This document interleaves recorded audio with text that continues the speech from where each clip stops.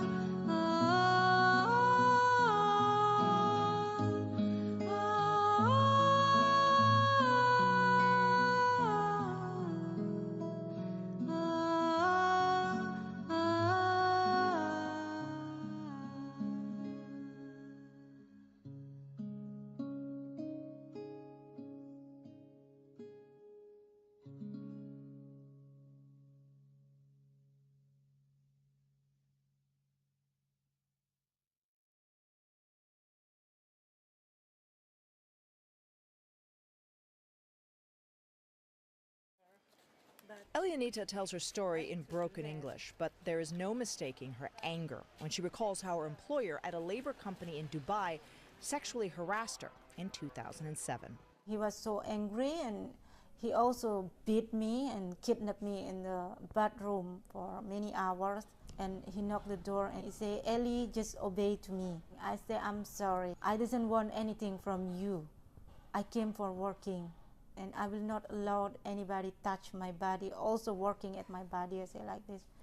And then he asking me, "What do you want?" I say, "I want another job." Ellie says her employer shunted her off to a new job in a place she'd never heard of, far from the skyscrapers of Dubai. He tell me I will send you to a new country, high technology is good country. Which one? What the name? I say like this, it's Kurdistan. He say a part of Italy. For a village girl from Indonesia, Ellie says she had no idea she was being sent to Kurdistan in northern Iraq at that time in the midst of war. She says she was flown to Erbil airport under the constant watch of labor company chaperones with about a dozen other women from Ethiopia, Indonesia, and the Philippines. She says the labor company took her passport. Every 10 minutes is some army, stop us and with the gun touch our body, say, show us your identity like this. I say, oh my God, I'm in war country that time. I was thinking like this. But you still didn't know where you were. Yeah, I still didn't know where I am right that time. Ellie finally convinced one of her minders to let her call her Dubai employer. I used their telephone, I called my agency, you send me to Iraq and then you're telling me they're part of Italy. I say like this. He said, Ellie, just keep quiet. I already received $405,000 US. $4,500. Yes.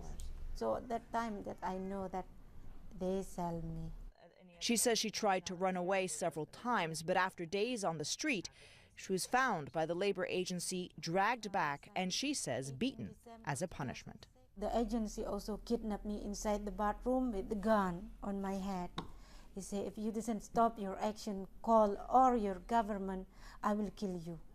Ellie finally escaped by secretly contacting the International Labor Organization. They brokered her release from the labor agency and brought her back home to Indonesia. We made repeated attempts to contact the company, but did not get a response, so we visited their office, asking to speak to the man who Ellie says sold her, trafficking her from Dubai to Iraq. Would you like to answer these allegations? We are happy to sit down with you. He refused to talk to us or give us his side of the story, but Ellie is clear about what she thinks this is. Do you feel like this is essentially a form of modern-day slavery? It's more modern day slavery. Ellie now works with migrant care in Jakarta, Indonesia, helping other workers who have returned home. She has no intention to work abroad again. Atika Schubert, CNN, Jakarta. Based on the issue that mentions above, there are some suggestions for helping solving the problem. First, continue the funding support to innovative interventions in the areas of prevention, protection, and criminal justice response. Second, domestic policy and local government engagement. Then, promotion of common standards, policies, and approaches that conform to international standards.